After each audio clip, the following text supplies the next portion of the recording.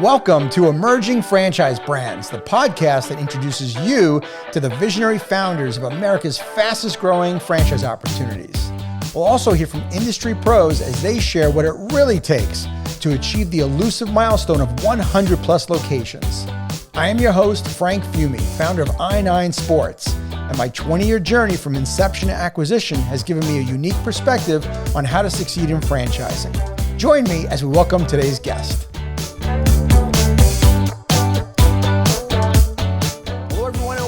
To the Emerging Franchise Brands podcast. On today's show, I have a guest co-host. I have my friend Rob Flanagan. Rob, what is going on today?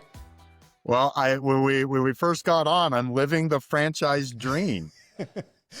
It's a Tuesday, and it's exciting to be on this podcast with everybody. Awesome. Well, I'm glad to have you as our guest co-host. We've got a great guest today, but before we start that, why don't you share a little bit about the audience, your background in franchising? Yeah, so I've been in franchising over 20 years. It blows my mind. And really what my niche has been is that I partner with founders that they usually have, 10 to 15 units, and I help them scale their own dreams through franchising to hundreds of units. Mm-hmm. Awesome. So you're there during all the pain. I would say I'm there for the journey. You're there for the journey. And we know that it's a painful journey at that stage of the game. Let's just call it what it is, but that's fine. Before I bring on today's guest, I want to share 3 things you're going to learn from today's episode. 1, what franchisors should consider when converting existing businesses into a franchise. 2nd, you're going to find out what makes someone the right or wrong fit for franchising. And finally, how Daisy is helping entrepreneurs escape the trap of owning a job. All right, well, that said, let's introduce our guest. So I've got our co-founder and CEO of Daisy, Hagan Kapler. Hagan, how are you today? I'm great. Thanks so much for having me. This is awesome. We're going to have a great time. So we've got Rob. He's a wild man, and he's got great experience in franchising. And we want to hear all about Daisy. So first of all, tell us, what is Daisy? Yeah, Daisy is a smart home installation and services company. We install everything from speakers, TVs, lighting, security cameras, and the control systems that tie it all together. We do both the installation and the ongoing services. What made you start this? What were you doing before this? I was the CEO of Threshold Brands, so we were doing exactly what Rob was talking about. So we were acquiring some home services companies. We had about 9 or 10 brands under our umbrella. We were backed by Riverside, a pretty well-known private equity investor, in the franchise space. And we were acquiring founder-led franchise companies who had about 10 to 15 units. And trying to help those guys, get to that, next level. We noticed that there was a gap in this particular space in home automation. There really wasn't, a national brand in this space. There was also a gap in the customer experience. So, right. If you think about your own home and how frustrating that technology is, and sure, the average homeowner has 22 connected devices, but I don't know about you guys, but I need my 12-year-old to help me figure out my remote control to my TV. So kind of combining our experience in home services and that kind of dependable ongoing service that we know is there for people with these really capable guys that already existed. There's 22,000 of these guys out there in the field. So we thought the fastest way to scale would be to both acquire some of the best in the space and then also take some of these existing folks and convert them to a franchise. So help plug them into, the support and the systems that we could build that we learned over time through the franchise infrastructure. Wow. So is this your first go around in being a franchisor now? No, so it's my 3rd time as a franchisor. I was the brand president for Merry Maids, which was owned by ServiceMaster, and I also led ServiceMaster Clean, so about over $1 billion in system-wide sales. We sold all of their ServiceMaster brands to Roark Capital in 2020, about $1.6 billion deal. And then, as I said, I was the CEO of Threshold, so we were a franchisor there as well. Wow. Rob, what are your thoughts on this? She's going at a third go around. So I don't Yeah. know. I only did it once in franchising. I don't know if I could go a second round. That's quite the adventure. Well, I think when I'm speaking with founders, one of the number one questions they ask is they're looking to maybe sell some equity, take some chips off the table. Sometimes they're looking to maybe do a full sell, sometimes it's minority, sometimes it's, wherever.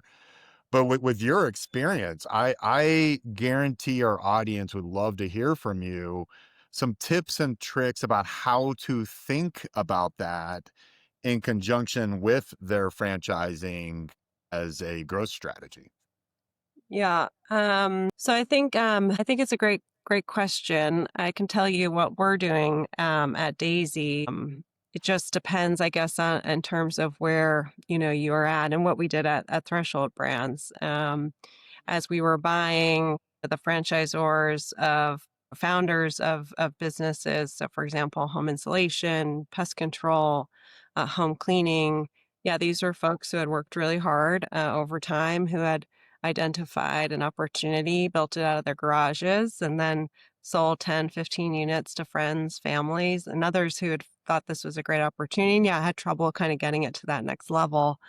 And for those folks, yeah, they took some cash, but then invested or rolled over equity into what we were building at Threshold. I thought, great idea because here's Riverside, who has a proven player and has proven results over and over again. I mean, if you think about it, they essentially invented the platform with Neighborly Mm. however many years ago. And so you can really triple or even more your return. And you also typically have some skin in the game if you want to stay on and continue with the enterprise. In our case, we're venture backed. And so my co-founder and I, we have ownership and we are in control. So in prior ventures, I was, small 3% share owner and was learning a lot from the playbooks that others had built long, long before me. If you think about ServiceMaster, 92-year-old brand.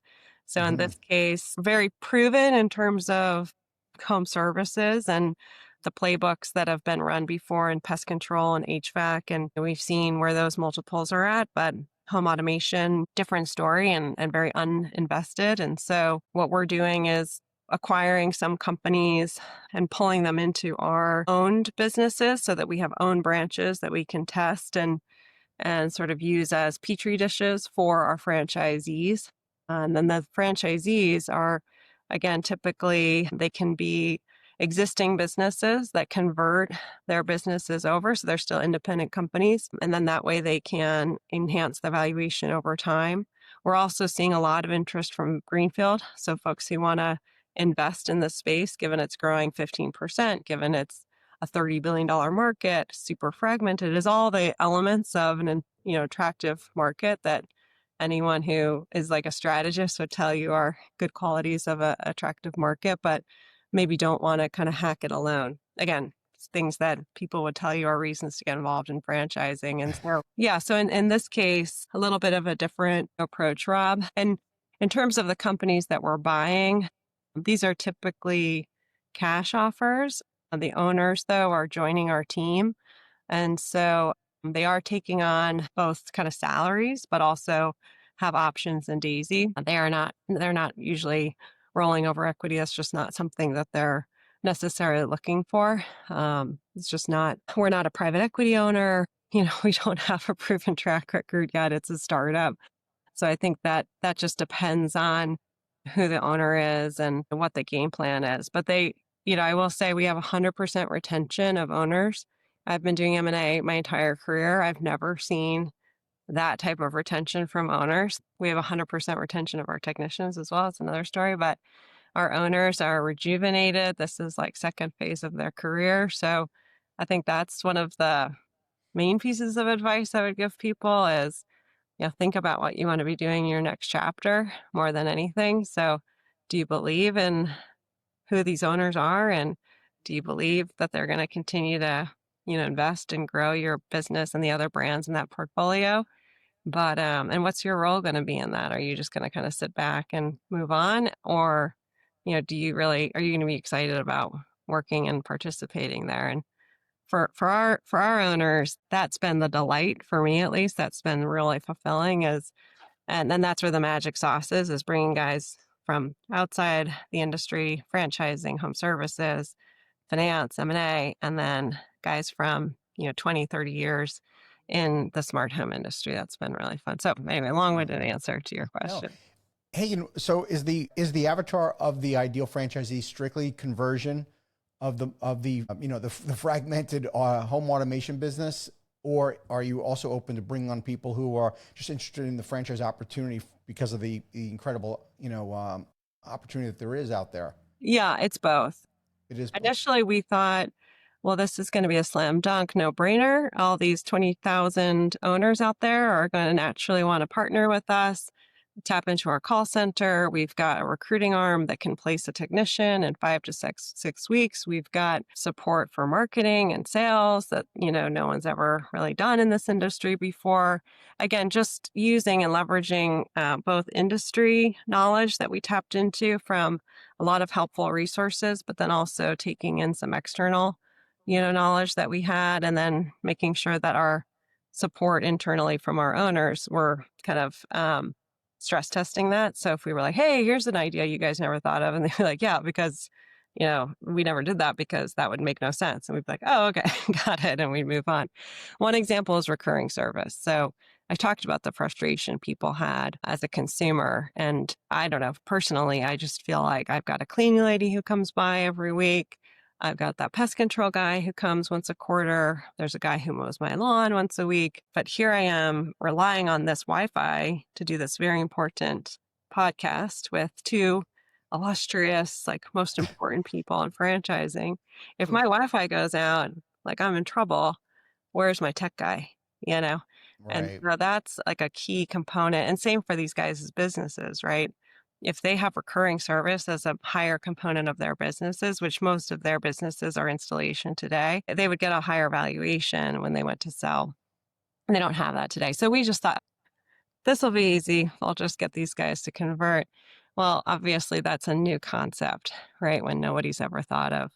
Conversion is kind of a new idea. I'd done it in HVAC before, but it's daunting, for a lot of people. We weren't expecting to see so many people outside the industry wanting to come in and invest. And so that one, we're spending a lot of time kind of going through resumes and really being selective about who we partner with. We've also seen a lot of interest from folks who want to buy one of these businesses. So doing what we've been doing and then convert it to Daisy because they just don't want to, do it alone. They're seeing the same kind of challenges that some of the owners of these businesses have seen, and they see the support that we've built and they want to tap into both of those things. Sure. I think, I don't know about you, Rob, but I just kind of feel like from a franchisor perspective, there's a huge advantage on, why somebody should convert their mom and pop business to becoming part of our franchise. But on the flip side of it, we have to make sure they're right for us though, because maybe part of the reason, right, is because that they weren't a franchise to begin with, is they like controlling everything and they have a harder time following systems and processes, and it becomes a bigger challenge for us. So we see the opportunity. There's a tremendous opportunity on why they should do it, but they've got to be a right fit for us. And I would imagine, guys, I was not involved in the conversion business. I kind of considered it, but it wasn't right from my opportunity. But I kind of see it as these owners really need to sell themselves to me. Tell me about that experience that you guys have faced. Yeah. So, Frank, you nailed it. It's, I was doing some kind of conversions, and that founder entrepreneurial mentality that helped them get there makes them not the right fit for franchising, which can be brand standards, and you have to do this. So there was a lot of due diligence that we went in, and similar to what Hagan said, I was like, oh, wow, there's all these mom and pops out there. This would be easy. Nothing's easy. Everything.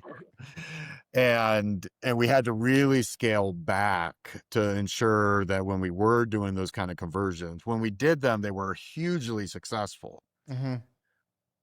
but we had to like kind of take a step back and really focus on who we were bringing in.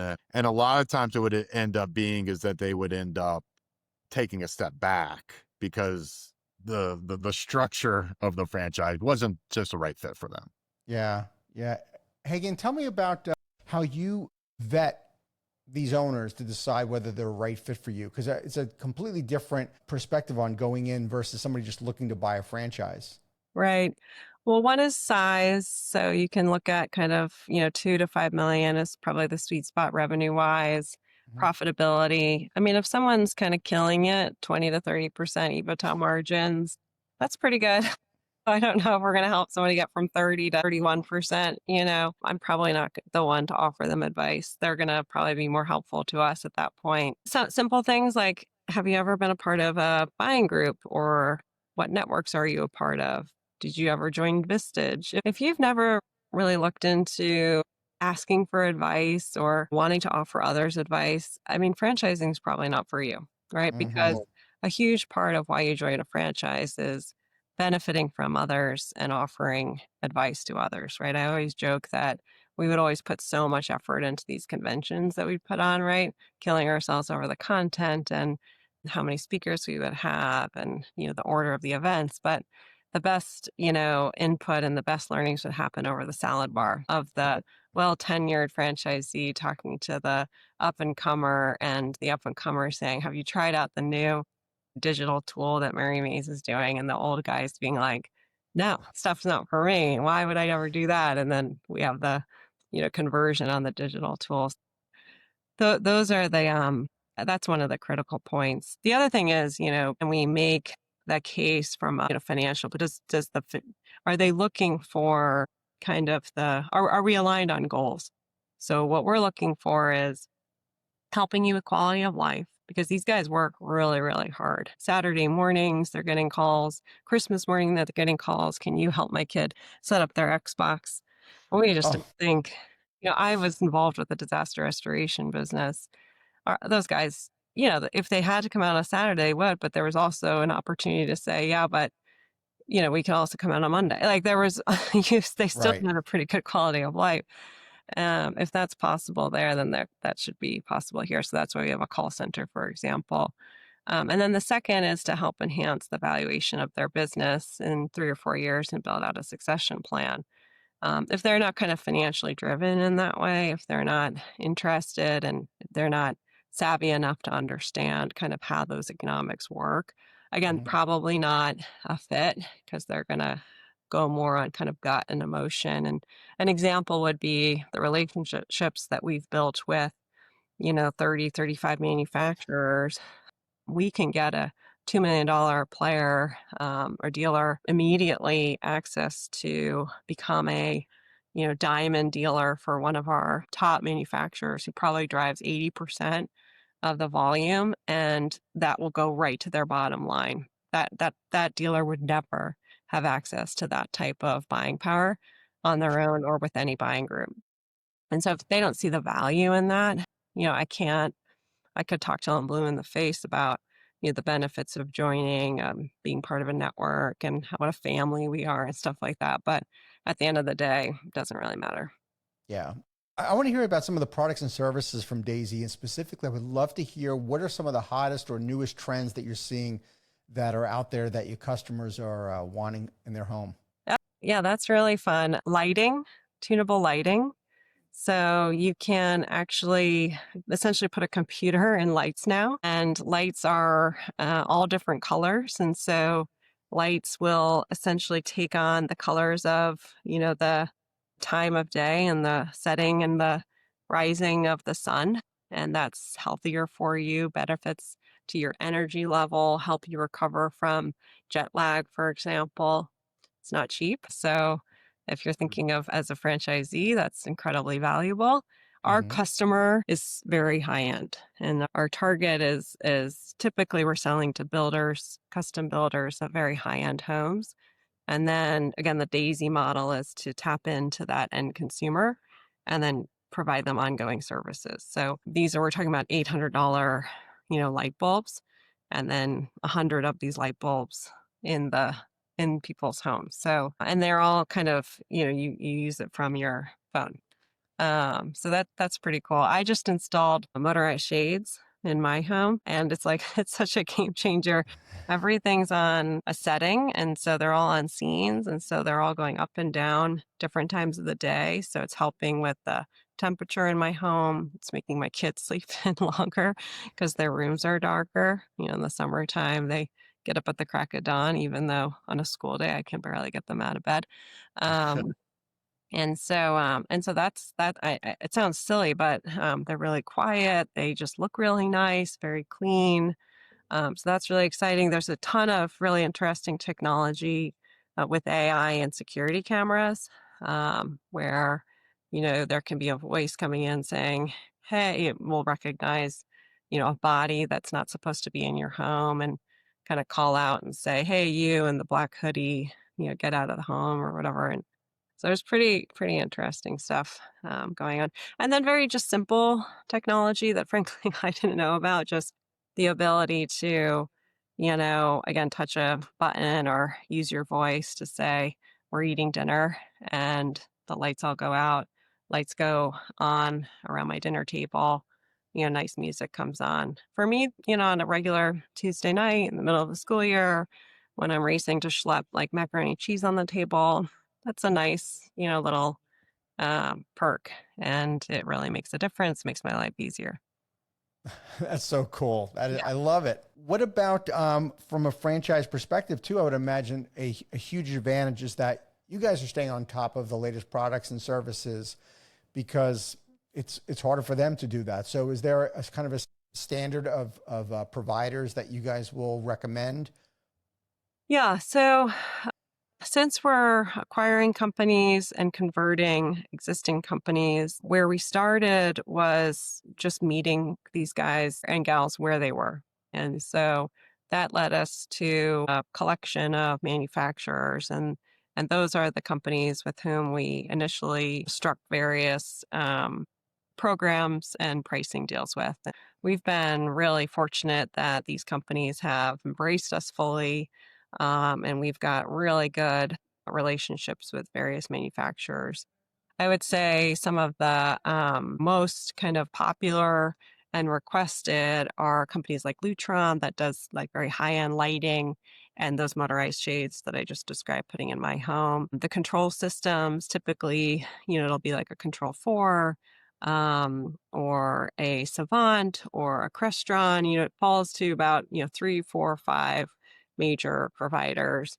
On the sound part, on the audio, they're Sonance. They have some interesting technology where they have what's called invisible speakers. They just go right into the wall.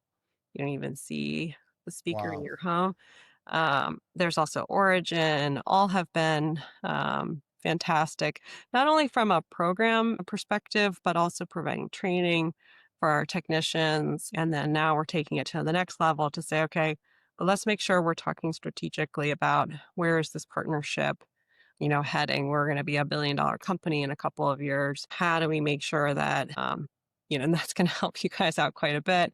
How do we make sure that you all are investing in our programs from a marketing perspective, from an R&D perspective, and we have a seat at that table, and that'll benefit our franchisees as well. On the greenfield side, what typically happens is we're setting up our greenfields for success. So our Boulder greenfield franchisee is located very close to the Denver owned location. And so that way the Denver location can kind of take our Boulder franchisee under their wing. And what typically happens is that Boulder greenfield will kind of follow in line with, in terms of the training and the product offering for what the Denver location offers. But we can be pretty flexible. What we find though is as soon as we decide, okay, Boulder, this is what you're going to offer, a custom builder or a consumer will say, but I wanted this. We're not necessarily at a place today where we can be super prescriptive, but eventually, yeah, we're gonna have to kind of stick to a pretty narrow lane there. And I think that'll help both in terms of margins for the franchisees, making sure that there's a specific experience for all of the consumers, and just making sure that we can get these franchisees up and running really quickly and get training and onboarding going. Yeah, for like people like Rob that need more home automation, right, I Rob? do. Okay, I good. can't wait to get on Google and start looking Okay, some of this good. stuff Yeah. up. And I'm in Boulder, so Oh, there you go. All right. All right. I'll send you a note separately. daisyco.com. I was curious. I mean, 'cause I love this kind of approach where you're looking to scale your brand through acquisitions of some mom and pops, but also bringing in a franchisee who may know nothing about the industry. Mm, How do you kind of bring those two groups together? Because you'll have somebody coming in who understands the business but is newer to understanding franchise versus the other. yeah. It seems to me there's like such an awesome opportunity for bringing people together to support each other. Yeah. Mhm. I think making sure that just as Frank was saying, you have to be really clear and strict on who you're going to let in on the conversion side. You still have to be very clear and strict on who, as you guys know, who you're letting in on the greenfield, franchise side. And to that end, very good, business operations, marketing skills. So they need to bring something to the table to add to the network just as much as our folks who have that industry experience are adding to that network experience as well. What's worked so far, so for in one example, an owner who brought in someone who is very experienced as the GM, and then adding a salesperson who has a lot of industry experience. So I think staffing, one or two people and a technician who have that experience. We also have really extensive training. So 2 weeks of owner training. And it's usually a blend of people who have some experience and are just kind of learning the Daisy way with someone who's got that business experience, but is now, learning about installation. And we give them some on hands training, get them in front of some of these manufacturers. We also have a learning management system that's been built out where we've taken there's an industry association that's really great in this space. And so we've bought all of their content and not just dumped it into the LMS, but we've built it out into what we call pathways. And so that helps for our technicians, but it also helps on the owner side. And then, as I mentioned, we can get pretty much anybody in front of a manufacturer. So if it's Crestron, they've been really gracious and inviting us to their, sites and doing on hands training, or if it's they're in New York City, or if it's Control 4, which is owned by Snap, which is now owned by 80. There's been some consolidation in the space. We can get to Utah and get our owners there to get some really good, on hands training. So there's no lack of training in the specific industry areas, but we are always clear that not, to make sure that people understand, what you're bringing to the table is really important to the industry and to your team, which is those kind of really strong operations skills, those marketing skills, sales skills. And I would Mhm. say, those guys are performing, just as well as the folks who have the industry background.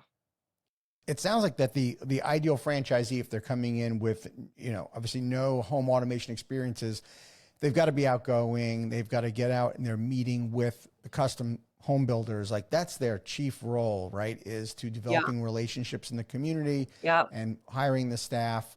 I could see this being a great opportunity that somebody knows this is great, but they're intimidated because of the home automation side of it. It's like, I don't know anything about home automation. Like, kind of walk me through that, Hagan. How do we get somebody that they know it's a great opportunity, they're a great fit, but they're kind of intimidated by the actual technical aspect of the work? Yeah, I would say that's a help, not a hindrance, just because Mm-hmm. not knowing it is great because you can back up and say, hold on, are we thinking about this from the customer perspective? Or, Mm-hmm. hey, why did you go back to the office 3 times to get 3 different tools? Can we think about how we make sure that our trucks have the right kitting so that you guys are going to the home once, getting the job done, and then going to the next home, so that when we're rolling out projects like the recurring service, that we're thinking about things from the customer perspective, not, oh, that won't work. That won't work because of this, this, and this. And I think that's what's maybe tripped up some of these initiatives in the past, is because there's too much ingrained industry experience. I think in other home services that I've been a part of, it's not like I never gave out a franchise license to somebody who didn't have insulation. I mean, nobody had insulation experience, but they were wildly successful. I mean, $20 million businesses. And it was just because they read our playbooks. They did EOS, for example. They were just good guys, who were Yeah. someone that you'd want to, that they were just good to customers. And I think if you're really good at building wonderful teams, it's just like any business, then who people will follow you and perform really well. That's really what this industry needs, is what I'd argue. But again, it's backed by this franchise system. So if you're doing it on your own, although I've met now with hundreds of these companies, existing integrators across the country. And there have been some who have gone out and bought these businesses because they saw an opportunity. And yeah, they just applied some of their own background and kind of business fundamentals, and they've done really well. In fact, that's what led us down this path of saying, okay, it's not only possible, but we're onto something by building some of these fundamentals of human resources, by building fundamentals in training and marketing and ongoing services. We've built out a whole tech stack because there was no HVAC, there's Service Titan. So your average HVAC operator can tap into a really good tech stack without being part of a franchise system. That does not exist in this industry. So these poor guys are trying to, kind of Frankenstein different technologies together to run their businesses more efficiently. And we've invested, I don't know, probably $2 million by now in a system that can allow them to more easily and efficiently run their business. They've got a CRM so that they can look back on past customers, call those customers, get more business to try to close out the year on a good foot, or whatever it is that they want to use that data for. Mm. Those are just tools that didn't exist before. Well, Rob, obviously Hagan is not our typical emerging founder, third time around. Rob, from your experience in helping other founders that are in that, that dozen or so franchises, would you kind of walk us through what you see as some of the challenges that they have with making sure they're bringing on the right people? Because I think we tend to fall in love with our product and service, and sometimes bring on people who they just love our product. Like, I love home automation, or I love sports, or I love dogs. And, Rob, I'd love to get your take on that. Yeah, it's evergreen. It crosses whatever your brand is. But when I work with founders, it's like, oh, they love home service, they love dogs. But I have this phrase where if you have an individual who can't lead 3 people in a silent prayer, you will never train them to be that outgoing person. Now, it doesn't mean they can't be a franchisee, but you have to work with them before they sign the franchise agreement so they recognize they need to hire somebody to do that work. And I think that's often the thing in the emerging brand space where it gets missed is they love the industry, but they're not evaluating how they can execute the business model within whatever industry that is. You get the training and all those other things. And that's the conundrum of everything that we do. Yeah, I know I made the mistake of so focused on the operations on how to run this business versus just how to run a business. And I've talked about this on the podcast many times where I had like this aha moment. Like, I have people failing because I skipped step one, and that was teaching them how to actually operate a business, because most of my franchisees, it was their first entrepreneurial experience. Mm-hmm. And it seems like it happens again and again and again with emerging founders. But, Hagan, obviously in your business, it's much more advanced. You have to have somebody that they have to get out of their own way, and having a technical specialist to be able to actually install and to be able to talk to customers. So with that said, I'd love to know, first of all, what is the investment range to get into a Daisy franchise? Yeah. Well, the franchise fee for a new franchise is 50 grand. And then for a conversion, it's 25. New, you're looking at, in total, like 140 to 300,000 on the conversion. You could continue to, typically you want to rewrap vans eventually to get to the Daisy brand, because part of the rationale here is brand awareness. We view our vans as, moving billboards. And so, especially when you're doing something like Daisy Care, which is our ongoing service, these are exclusive gated communities. And so if you can, get to somebody's home, even if it's just to fix that remote control that's driving someone crazy. We've had examples where the next door neighbor has run across the front lawn and said, "Where have you been all your life?" So those are investments, and because of this high-end, customer doing Mhm. Google and PPC, that's just ain't gonna fly. This lady isn't going online to find her tech provider. She's asking her friend, she's asking her interior designer. She's looking at the neighbor across the street saying, "I want what she's got." Um, so yeah, so for conversion, it could be anywhere from, that 25,000 to 275, something like that, to, reinvest in your fleet or to get some new reps, maybe to dust off like an experience center, right? To put some of this equipment in your facility so that customers can come try this stuff on, or maybe it's to actually have a facility if you didn't have one before so that customers can come by or your team can start to feel like they're gelling together. Hagan, so this isn't your first rodeo in franchising. I would love to know though, what's been your biggest surprise on this opportunity? Like, I wasn't expecting that. The technician side, we struggled in home cleaning, pest control, and all of the other home services with labor over the Mhm. last, how long have I been at this? My daughter's 7, and I think I started Merry Maids when I was pregnant, so 7 years. And so, yeah, that's, we would have like 150% turnover every year. We would work really hard at that. So that was a focus coming in for our own branches, and it's advice that we give our franchisees. We pay free benefits for our technicians. We offer the training that I talked about up to, a path to be a franchisee if they so choose. We also offer Daisy options for all, not offer, we give Daisy options to all technicians and all employees at the company. So if you are a Daisy employee, you are looking at a shareholder in the company. And so that means everybody is working towards building this company and enhancing the value. And what I've been surprised about was that our technician retention has been really strong. And I think that it's strong, not necessarily because of all these things that we offer. And we continue to do these things because we think our technicians are most important. We don't make speakers. We don't make those cool cameras, right? All we do is customer service. That's the product. That's the offering.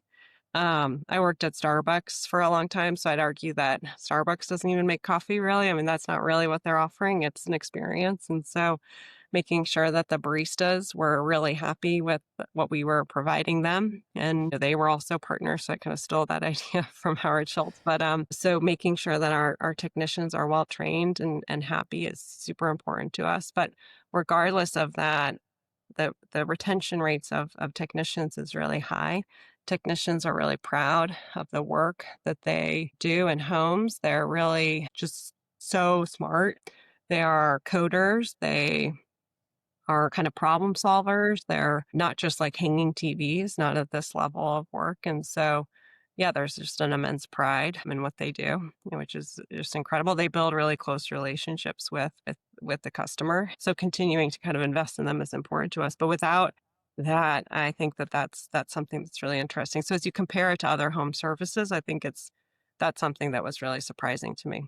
Yeah, for sure. Rob, that's a breath of fresh air, huh? We don't see that every day. Yeah. We don't, and it's that phrase where we can all remember this. No matter what you're in the people business. Yeah. Yeah. You're right.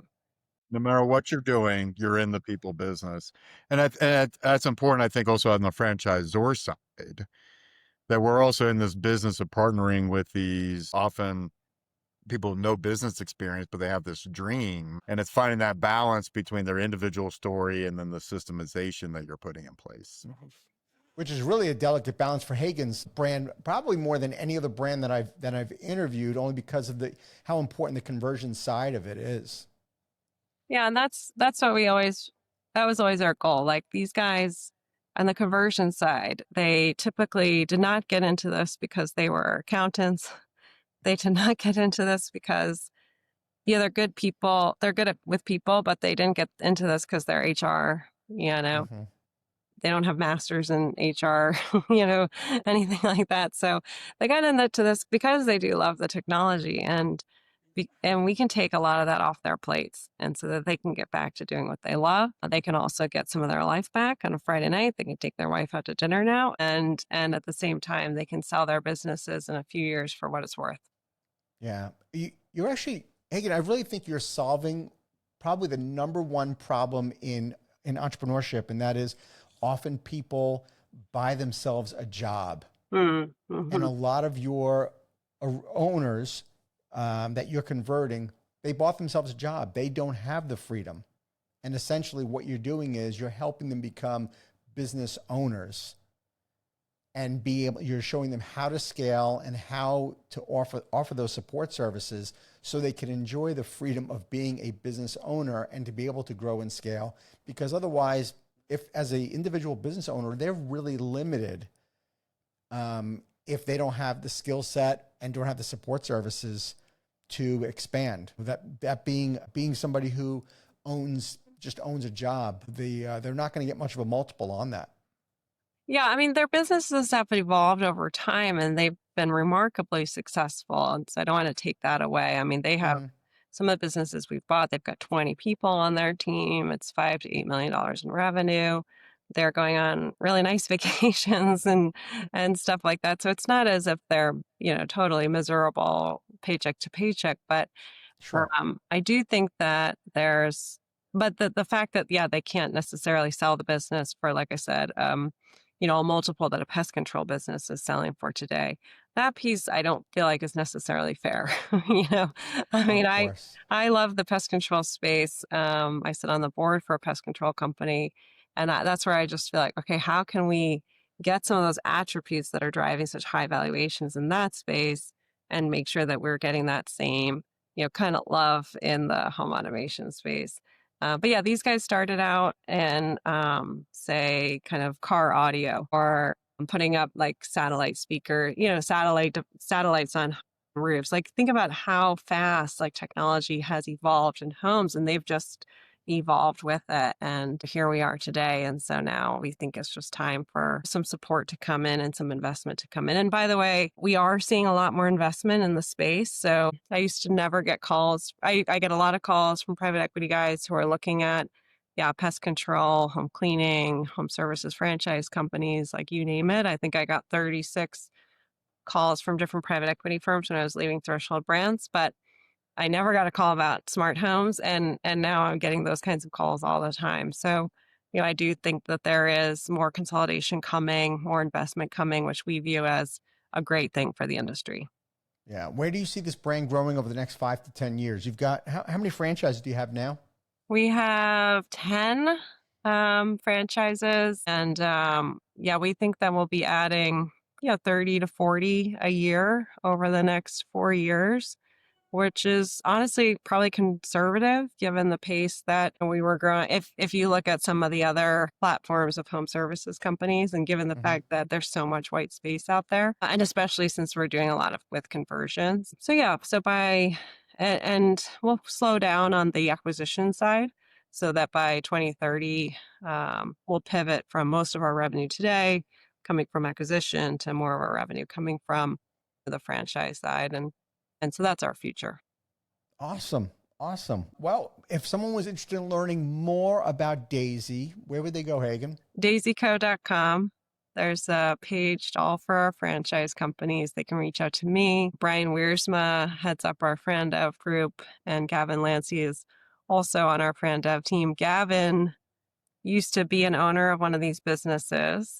He started to try to franchise himself, and then we teamed up actually right around this time last year. So that's one way to kind of help out with your competition, is buy your competition.